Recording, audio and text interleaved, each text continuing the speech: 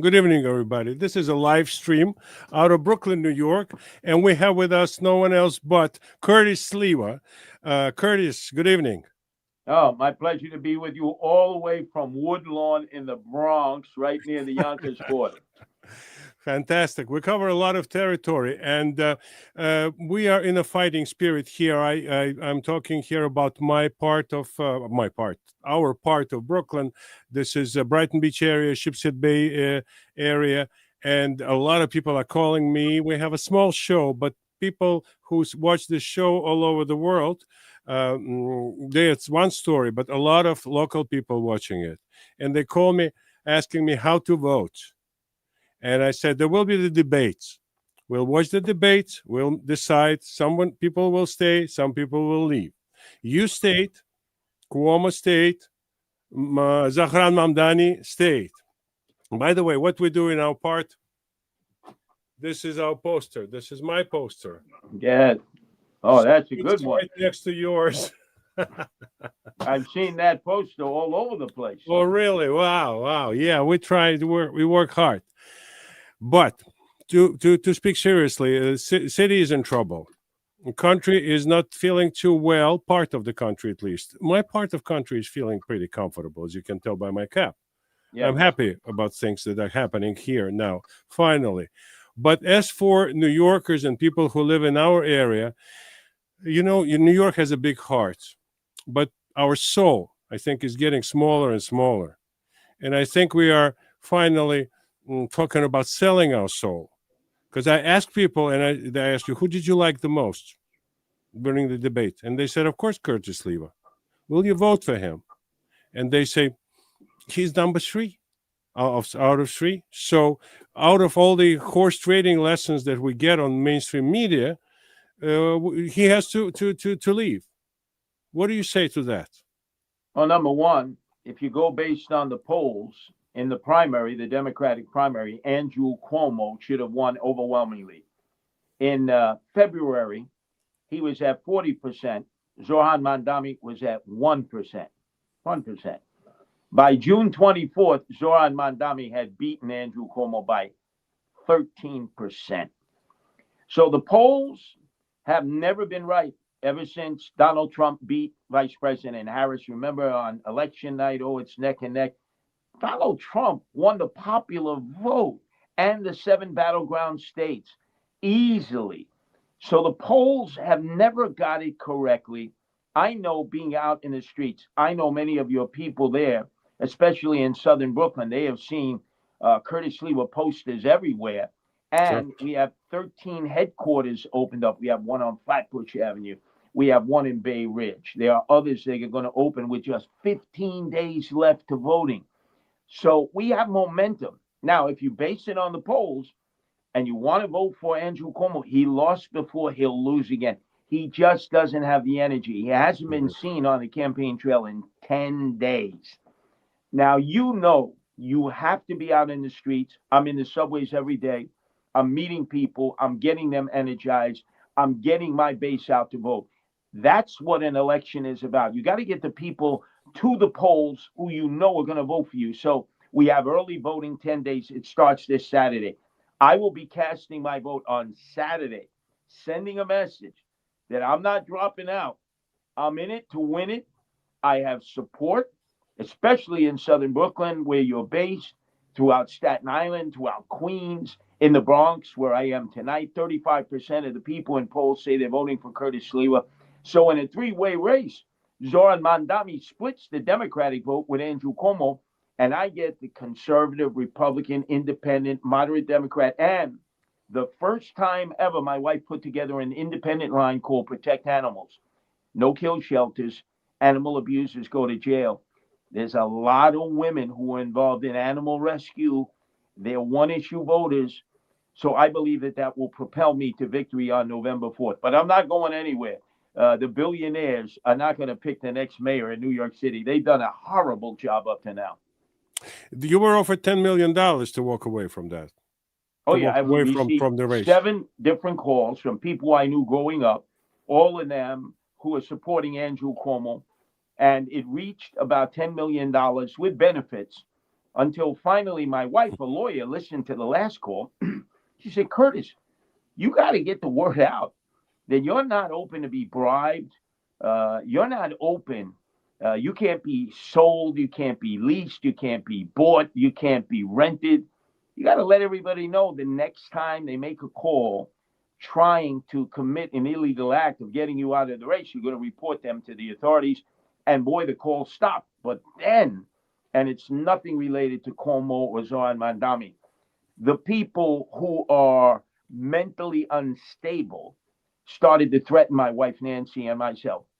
You know, I got shot 5 times by John Gotti, John Gotti Jr.'s Gambino guys on the orders of John Gotti Sr. back in 1992. It took me months to recover. I never had armed security afterwards. Now I have armed security because my life has been threatened. My wife's life has been threatened. And you say to yourself, wow, it's gotten this bad. So I have retired NYPD armed police officers who go with me everywhere to make sure that I'm safe and secure. But more importantly, the best thing that ever happened to me in my life, my wife, Nancy. So this is a bitter campaign. There's a lot of heated rhetoric. But I must tell you, Zoran Mandami is a product of the Democratic Party. I am the only Republican running. I am the law and order candidate. Rudy Giuliani, who's beloved in your community, endorsed me 2 weeks ago, and he turned against Andrew Cuomo. He said, Andrew, you're pro-criminal, no cash bail, raise the age, you want to close Rikers Island.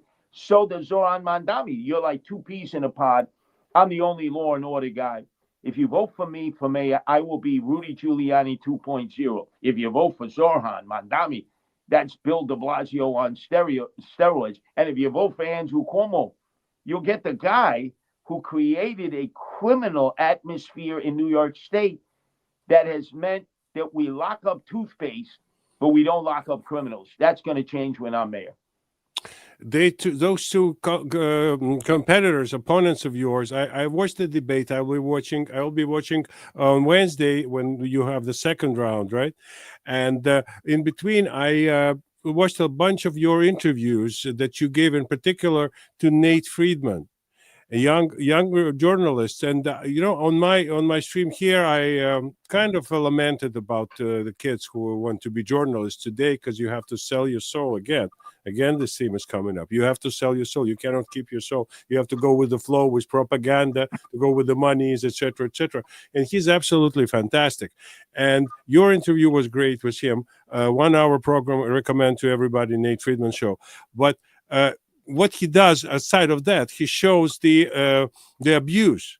He goes to the shelters, he goes to the rallies, and he shows how the money kind of travel in this political climate, and how much of what we consider honest response, honest emotion, is actually bought and paid for.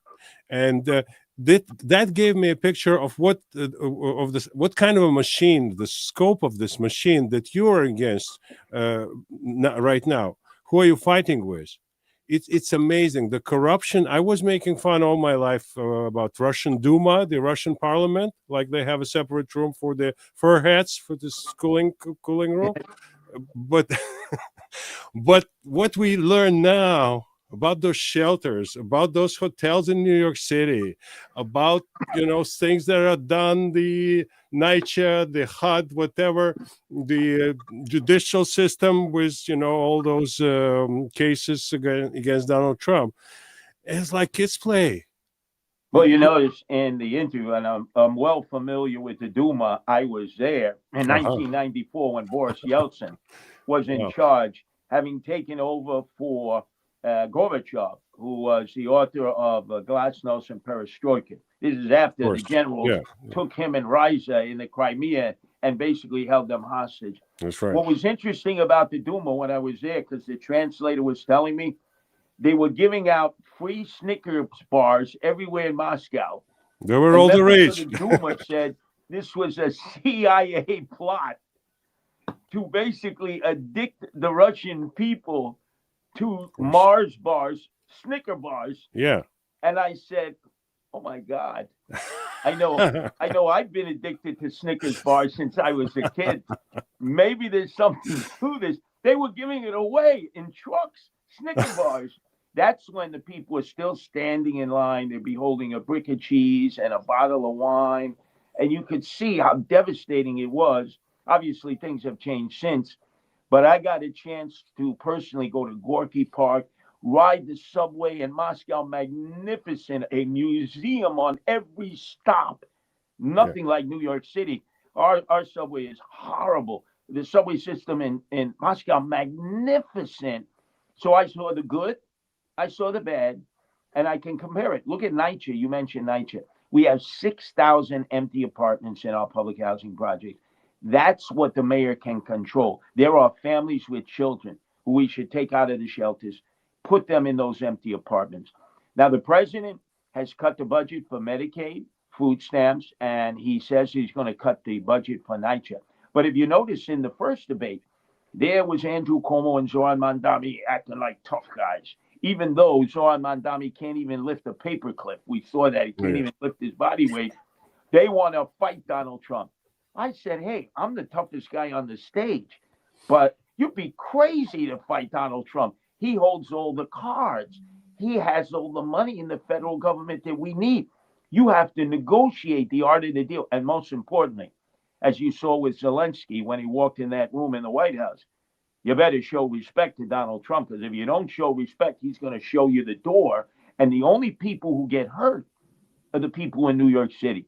So I've had a love-hate relationship with Donald Trump going back 40 years. Anybody in New York has had a love-hate relationship with Donald Trump. But I also know you better respect the man. He's the most powerful man in the world. He will listen. And if you say, look, you take a little of this, but give me a little of that, he loves that. It's like kibitzing. You know, when you go to Orchard Street and Delancey Street with the merchants, Yeah. they like to You talk kibitz. to the people. You talk to them. Right. He You look into their eyes. But if you are going to tell Donald Trump, no, he's going to hurt New York City, and then they have a fallback plan. They say, well, we couldn't provide for the citizens because Donald Trump. Yeah. It's not Donald Trump. It's our own corruption here in the city of New York that's the problem. And one thing people need to know, unlike Rudy Giuliani 2.0, crime will go down. You won't have chaos like we've had with Eric Adams, and you won't have corruption like we've had with Eric Adams. Yeah, of course, it should the crime shouldn't go unpunished, and the police should be protected because they protect us. And but New York is sometimes I think New York is its own best enemy, right? Because we do things to ourselves. Like in the recent years, it was just absolutely self-inflicted, and we elect people who are in the city hall. We are blessed in our area to be represented. I'm saying, I really mean it. We're blessed to be represented by Ina Vernikov, who's one of the very few members of the city council, is standing against anti-Semitism and doing it like up to 11. You know, it was a full. At full capacity, whatever she can, she does that. Oh, she's the best. Remember, she chairs the committee in city council that demanded that the chancellor of the City University of New York come and explain the anti-Semitism at City University of Manhattan and Harlem and City University Brooklyn College. And she went out there when the demonstrators were out there. And the chancellor refused to attend. The mayor would not make him attend because they know anti-Semitism was growing on the campuses of the City University. And Ina Vernikov was the only one who stood up to that bureaucracy and said, you are protecting anti-Semites. You need to be getting them off campus. And boy, she's a one-woman wrecking crew. You do not want to get in the way of Ina Vernikov. She is a I'm her ally. I'm with her. Yes. But seriously speaking, Jews in New York and anti-Semitism, this is a topic that is very serious in this part of New York where I am at. And people are just thinking, you know, some of them already have a couple of homes. They go to winter, they go to Florida to when it's winter here. But the tax base, I spoke with one of the representatives. I won't name his name, would name him in Albany. And I asked him, what are you going to do about the tax base that is leaving New York? People who are actually paying the lion's share of taxes, and that allows the New York to function, and they go to the restaurants and they go to Broadway and whatnot, and bring friends, buy them rooms, etc., etc., etc., in the city. And he said, I can't do anything. It's gone. It's gone. And it was like, he was not happy saying it. He was not unhappy saying it. He said it like matter of factly. What do you think? What can bring back people who are actually this part of working New York job creators in that sense? Because Yes. all of us are ready to work in this or that capacity. But the job creators is a very special segment that made New York. You need the investors. The investors put their money in with new ideas, new concept that creates jobs that did not exist. Now, I have to be honest with you, unlike other politicians. Eric Adams, when he was elected, he beat me, remember, in the general election. He said, oh, I'm going to convince people to come back from Florida. All right. No. Yeah. What we have to do, and I will do as mayor, improve, don't move. Keep the people who are already here. So, for example, if you're 65 years or older and you own your own home, no property tax. Because let's face it, we need senior citizens here also. We can't have them flee. Of course. If you're a millennial or Gen Zer and you've gone to college here and you develop a skill, like maybe you're a financial analyst, a CPA, or like my wife who's a millennial, Nancy, she's an attorney, you have a tax holiday from 18 to 29. You pay no income tax because businesses in other cities are trying to lure away our Of talent course. base. And if businesses don't have talented young men graduating in our colleges, they're going to go where the talent is, and it's not here any longer. And the most important thing is we got to cut the corporate taxes. The property tax is 20%. People used to say, oh, I like living in New York. I have a house because I don't have to pay the property taxes of Nassau or Suffolk County or Westchester. Well, guess what? They're right there with them now, and we don't get the services that you get in the suburbs. So you got to slash all the taxes. You got to slash this bloated budget, especially the Department of Education. $41 billion. Each student we spend $42,000 on. We have 100,000 less students. 1/3 of them don't come to school each day. And by fourth grade, 2/3 of them cannot read, write, or do math at grade level. We have to develop vocational training for the young men and women who are not going to develop academically. I know I had many cousins in the 1960s, Italian cousins. Mhm. They were getting into trouble. They went to vocational high schools and they learned a trade. They become plumbers, carpenters, electricians. They developed a valuable trade that was with them for the rest of their life. They became small businessmen. And we need home health care aides. We have a growing population. I'm 71. By the time I'm 81, I'll probably need a home health care aide because it's too expensive to house our elderly people in long term nursing home care units. And they want to stay in their own home. But you need to know the psychology of the elderly person. You need to have special skill levels. We can train our young people in high school, but we're not doing it. So my focus is going to be vocational training.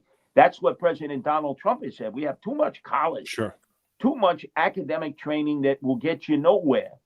And yet we need more vocational training. So I'm right in league with President Donald Trump on that. The focus needs to be vocational training.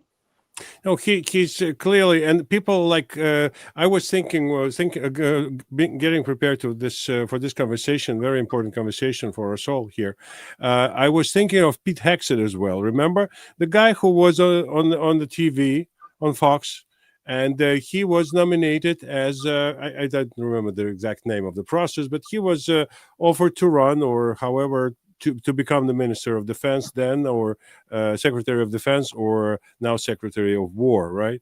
And what he was doing, by sheer insistence and persistence and consistency, he marched and he got the veterans and he got it this way and that way. He was in the news all the time. His chances were close to zero. You look at Mark Milley. You Yep. look at other men from Pentagon. Some of them very honorable, but they are really like Cold War type you Oh know, yeah, spend our money. central casting Military industrial complex. from I know you're talking about Pete and he Hegseth. won. And he won. Pete Hegseth, Fox News, the guy who was like one of them on the couch in the morning, etc., etc. And look at him now, by sheer pluck and courage, and being very true to his ideals. He got this position Well, by not only that, remember he was on the border. It didn't look like he would get the confirmation in the Senate. And President Donald Trump did not forsake his friend. He said, no, he will make a great leader of the Pentagon. He yeah will get the generals and admirals, he will shape them up. And we will have men and women who are a fighting force that we're proud of. Because before that, the military had become soft. Like a lot of police departments have become soft because we don't let the cops do their job. We hold them back. We were holding the military back. When you join the military, whether it's the Army, the Navy, the Marines, or the Air Force, it's a fighting force that has to be ready at a moment's notice to defend our country and go overseas if necessary and risk their lives. But they have to be properly trained. They have to be physically fit because our enemy's massive. You've seen in Red China, you see in Russia itself, you yeah see these are professional trained soldiers, fighters. They don't mind dying for their country and they'll die hundreds and thousands. Americans are not used to that. It hasn't been that way since World War II and the Korean War and the Vietnam War. We haven't had a war like that in many, many years. The Red Chinese are prepared, the Russians are prepared, and we have to meet the challenge. And the only way you meet the challenge, as Pete Hegseth has said, is you have to train a new generation to be able to defend the country. And he's doing an excellent job. Yes, I agree with you wholeheartedly. That speech that he gave in front of 800 generals and top brass of U.S. military and Navy was absolutely incredible. No paper, no supporting material, right? Right. Listen, speaking of education, I just wanted to throw in some facts that are stunning to me, and I'm sure you suspect that what I'm going to say is you thought about it too, but these are hard facts. And I'm talking about the James Madison School here. It's near where I live, and this school has 4 Nobel laureates in the course of its existence. Four Nobel laureates graduated it. Chuck Schumer graduated it. Ugh. Hold on to your beret. It's also Bernie Sanders. Oh. And Ruth Bader Ginsburg and Chris Rock and lots of people and wait, let me give you 2 more. Judge Judy. Judge Judy, absolutely. And the greatest DJ of all time, top 40, Cousin Brucey. Oh, really? I knew him. We met with you. Fantastic man. But Madison High School has been a great local high school. It's given a lot of young men, young women, great education, great opportunities. And we need more high schools like that. That's not a specialty school. It's not like Stuyvesant or Brooklyn Tech or Bronx High School of Science, which gave us Zohan Mandami. It's a great local high school that has a tradition, and we're losing those high schools. They're failing the students, and the teachers are under attack. They have this system, they call it restorative justice. Let's say you were my history teacher, and I hit you and knocked you down and injured you. I don't get suspended. I don't get expelled. I don't even get arrested by the police. They put me in a room with you. You're all bandaged up. You have a cast on. They have a moderator. And I promise, I said, cross my heart, hope to die. I'll never do it again. That's called restorative justice. I walk out, I come back into your classroom, and then I go like this to you. Snitches get stitches and end up in ditches. I'm going to get you. We're not protecting our teachers, and we're not protecting the good students who are under attack by the troublemakers. And there are schools for them. It's called alternative schools. We can give them a good education, but it starts with reading, writing, arithmetic, and the most important are respect. And that's what a lot of these kids don't get at home. So we have to train them in the classroom. They call them alternative schools. Exactly. That's what my next point was, that this school now in the United States is number 6,195. this school. How many schools can boast this roster? I mean, those are very different people. There are members of organized crime who graduated from that school, and that's some of them are mentioned already. But like Chuck Oh, Schumer, that reminds me like that Bernie one of the Sanders. worst guys, Roy DeMeo, graduated from Madison High School. He was an Yeah. enemy of mine. Oh my God, they killed so many people. Yeah, but they people got what lesson all those very different people got from this school. They learned how to deal with life Yeah, and how to succeed. yeah. And the list, you go to Wikipedia, it has no end. Those names from all kinds, historians, politicians, you name it, everybody's in it. They got some basic skills. Who are the current graduates of the school? Who will know them? Reading comprehension is like couldn't be lower. Horrible. People, even if they can read, they don't understand what Well, they read. let me give you an example. I have three sons. My two youngest sons, their mother is Melinda Katz, who is the Queens Democratic District Attorney. So we're sitting down with Hunter, our youngest son, who just got into Townsend High School, a very good high school in Queens. And I said, Hunter, did they teach you current events in school? No, Daddy. Why not? They don't want to hurt anybody's feelings. You have to learn current events. I said, Hunter, did they teach you American history? Not really, Daddy. Did they teach you geography? Not too much. Did they teach you civics, which is to instruct you what government does and why it's important to vote? No. Now remember, he's the son of a politician, Melinda Katz, and me, who's running for mayor the second time, and he doesn't even know what civics is. We used to have that when I was growing up in the 60s. The public school system was the strongest in the nation. Now it's one of the weakest in the nation. And I'll change all that because I'll go back to the old traditions.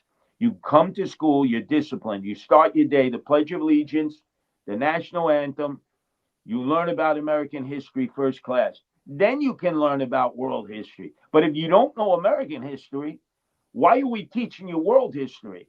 So we start with the basics, and I think we'll see improvements amongst young people, many of whom have no direction at home. They come from dysfunctional households, and we are going to keep them. We're going to run the schools 7 days a week, have after school center like I had, night center.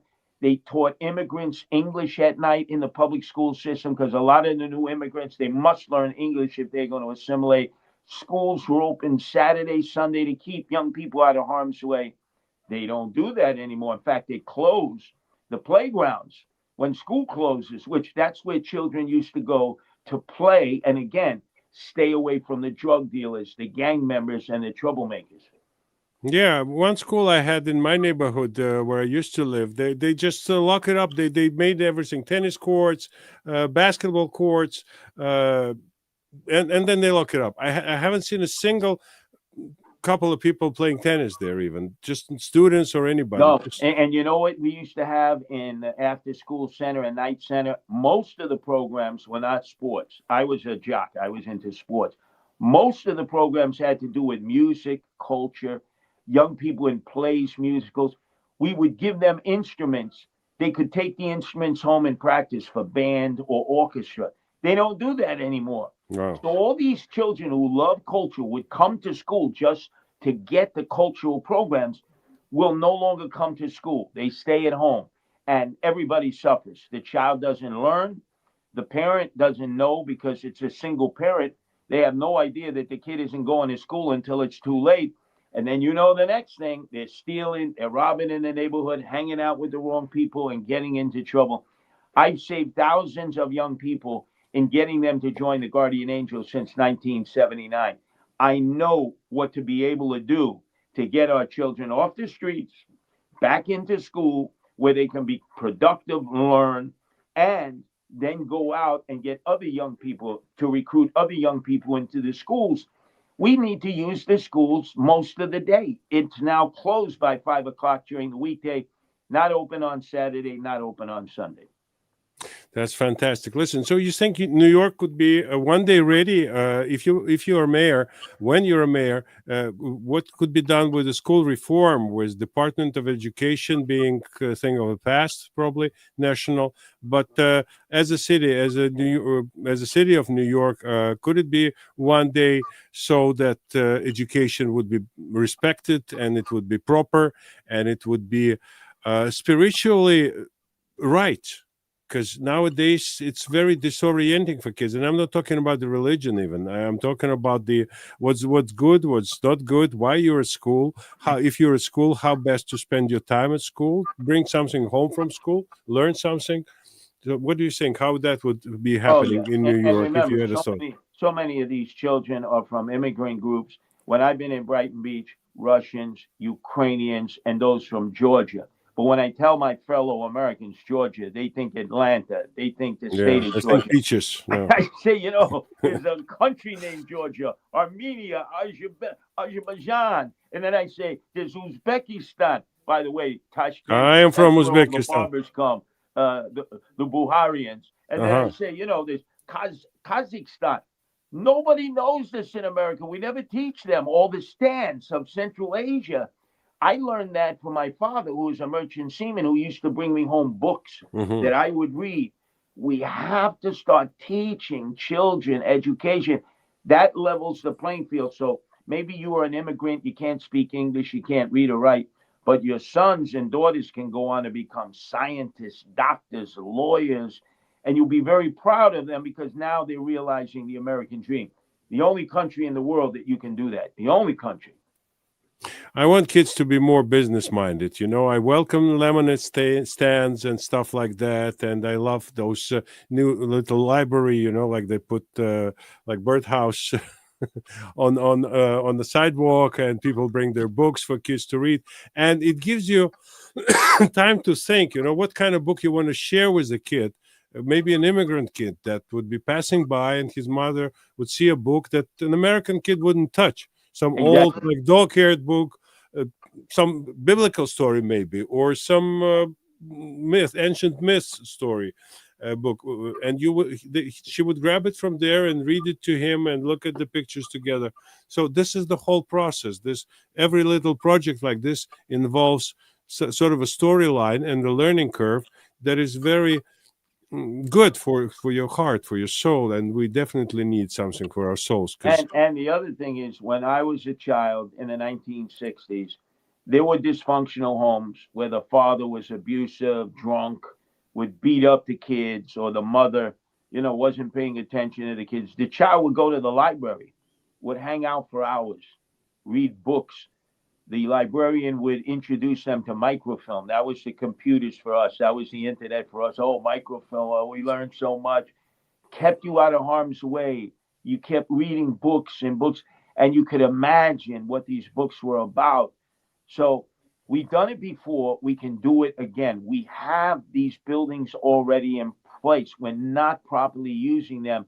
We're depriving young people of the ladder of success that so many generations used before, even those that were poor and impoverished, who went on to achieve the American dream. no, with our resources, it's borderline criminal, to have this level of education. One thing I have to ask you, despite the time and etc., um, affordability seems to be the word of the moment, right? So everybody talks about affordability. Those opponents of yours who were there, but I was thinking of the New York City of yore, and who complained about affordability? People were Well, let me sitting, tell you, the writing songs electric on the knee and selling the song and becoming famous and becoming millionaires, moving to Beverly Hills, moving to whatever Hamptons. Well, see, I represent working class people. I don't represent billionaires or millionaires. And working class people have seen their bills skyrocket. Electricity, water rates, sewage rates. They get tickets, fees, and fines. These speed cameras, $150, they pick right out of your pocket. They're not meant to keep the streets safe. They're meant to take money out of your pockets of the working class people. When I'm mayor, that all stops. Now, the electricity is so high because when Andrew Cuomo was governor, He took the nuclear power plant, Indian Point, Indian offline. Point, correct. That produced 25% of all our electricity. Now we don't have enough electricity, so the price is skyrocketing. There are things that we can do that are not going to cost the taxpayers any more money. Streamline, cut the waste, go after the corruption, and take the politicians who are crooked and put them in jail. Make an example of them, because there are a lot of crooked politicians, Republicans and Democrats. I don't just attack the Democrats. I know quite a few of Republicans who, unfortunately, the moment they get into office, it's all about me, me, me. What can I do for myself, instead of us and we, instead of the I and me. And that's the kind of mayor I will be in the city, is to go after and root out the corruption, just like Rudy Giuliani did, who is my mentor. I hadn't have a chance to read the comments that are coming in live. I will read it and respond in kind to people. But once again, I see a man who's a perfect fit for the position of the mayor of New York. And How to make? I might add, if you look at my last name, I'll give you a hint. It's really Polish, Yeah. Sliwa. But when I'm with Ukrainians, they say, "Oh, you're Ukrainian." I say, "Yeah, plum." You don't say no. I'm Yeah. Russian, plum. Everybody thinks that I'm Russian or Ukrainian, and then I tell them, but I'm really Polish, and they get disappointed in Brighton Beach. It says, "You want to be Russian? You want to be Ukrainian? Because your last name in our language means the same thing, plum, like Slivovitz, Yeah. like the liquor." Yeah. So it's Polish and Italian, I understand, right? Yeah, my mother, Francesca Barres, my father, Chester, Polish, merchant seaman, 50 years. And I got to tell you, I had the best parents because they trained me, Curtis, your role in life is to do good things for people. If you do good things for people that you don't know, good things will happen to you. Don't ask when, where, why, or how. That is your purpose in life. You come in with nothing, you leave with nothing. You must be a man of honor. I was told this by my father at 5 years old. Must always be a man of honor. Never take what isn't yours. Keep your hands to yourself. Don't be touching women. And most importantly, set a good example for other young people. And that's what I've done for now 46 years with the Guardian Angels all over the world. You have to lead by example. It's do as I say and as I do. Because if you say do as I say but not as I do, you break people's spirit You're a and heart, and Democrat. then they lose all faith. You become a Democrat if you think like Yes, yes, that's right. that. How can we help you to win this race? Well, we got to get the vote out. Mayoral elections are low turnout. It's not like That's our main enemy, yes. right when President Trump ran against Harris or Biden, or before that Hillary. You have millions of people coming out. Mayoral race, low turnout. Last time I ran against Eric Adams, only 24% of the registered voters came out. Now, I know this time with all the attention, more will come out, but it won't be as many as it should. Like in the 1960s, when I was a kid, 80% of the registered voters would come out and vote for mayor because they were taught in school. Men died in battle for your right to have freedom of speech and to vote. So you felt obligated. We're not training our children. So now you have to go door to door. Got to make phone calls. We have early voting that starts Saturday. I'm going to vote on Saturday to set the example. Come out, early vote, 10 days. And the last day of voting is November 4th. And then if you get your vote out, which we already have a get out the vote effort, people are receiving mails, they're getting the texts, they're getting emails, they're getting people knocking on their doors, they're getting micro targeted. We're reaching out to them in all different ways. And now our job is to get them. We know that Zoran Mandami with the Zoranistas, they've done that. I got to tell you, twice now I've been out in the streets, vote for the Democratic primary. I did not see any Cuomo people going door to door, aggressively getting their vote out. 15 days to go. Again, I don't see Cuomo with a get out the vote effort. Everything he's doing, it says, vote for me because you're afraid of Zoran Mandami. That's not going to win you an election. You really have to organize people to go and vote. That's the answer. So get everybody to get out there, get them to vote for Sliwa, go straight down the Republican line, don't play bingo. And when you turn the ballot over, there's initiatives. Make sure you vote no. straight down. It's the city of yes. Ina Vernikov, who is the city councilwoman in your area, is advocating vote no for the city of yes, because the developers will come in with the realtors. There's no zoning. They don't have to talk to Ina. They don't have to go to the community board. If they want to build a 40-story building, they claim it's affordable apartments. No parking, no infrastructure. The schools can't handle the overload. So vote no on the city of yes. I haven't seen a single good proposition on the backside of the ballot. As long No. as they're there, not a single one. I always vote no. I read it. I explain it to myself. I explain it to people. If I don't understand something, I ask other people. But it's just ridiculous what kind of crap they're trying to push to foist on us. Yeah, it makes it very easy. You vote for Curtis Sliwa for mayor. You vote for Ina Vernikov. You go straight down the Republican line. And then you turn the ballot over and you just vote straight no on all the initiatives. Curtis, thank you so very much for finding time. I know you have to have some rest because every day is a battle for you. 20 hours of a 24-hour day. And I spend most of my time in the subways with the working class people campaigning. Yeah. And Andrew Cuomo, he won't be a good mayor, even if given the chance. He won't be a good mayor. Look at this man; he's all for himself. It's just so vacuous. I'm amazed how this man could get this high after failing at every level, whatever post he had. You know what it is?